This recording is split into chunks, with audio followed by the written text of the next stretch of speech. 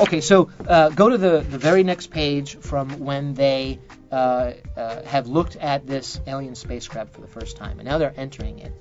And when they enter it in the movie they have the scene, but here in the script they only have the view from Ash's blister. Ash is the science officer who later we find out is an android. Holy crap!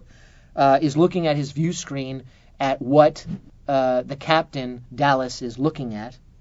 And the only thing that they have here is Ash still adjusting the image of form in rock.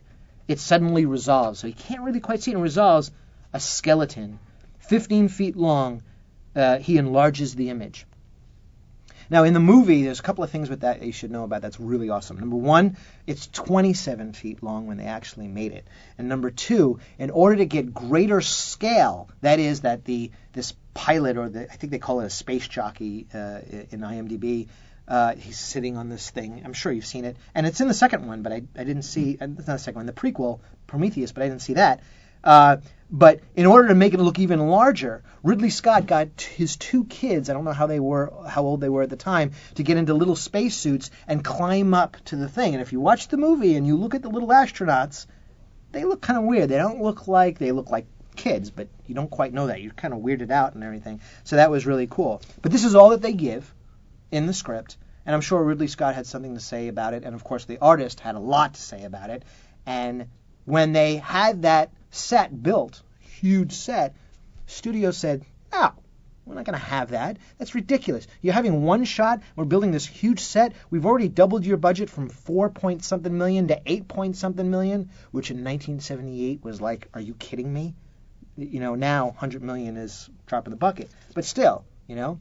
And Ridley Scott fought to have that one scene, that shot, kept in the movie. And that one shot and that one scene was so good that it carried through. Those, you'd be surprised what one scene can do to a movie, how it can really beef it up. Okay. So they go into the ship. The first officer gets this thing, this face hugger on his face, and he's incapacitated, he's unconscious. They carry him back to the ship.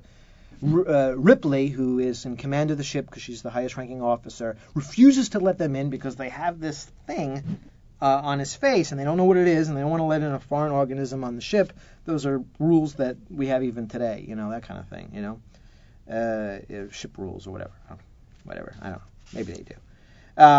So anyway, so the three people that go to the ship and come back, Ripley doesn't want to let them in. Ash, the science officer, lets them in against her command or whatever, and one of the people that came back, the other woman, Lambert, slaps Ripley. And they filmed this, and you can find it on YouTube. You can find all the deleted scenes on YouTube for Alien. It's very easy.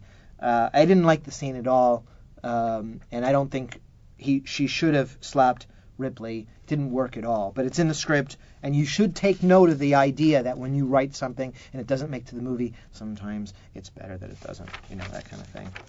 And in this case, I think it was because the actress Lambert just had a very difficult time reacting the way that she did. And it didn't really look good in camera. So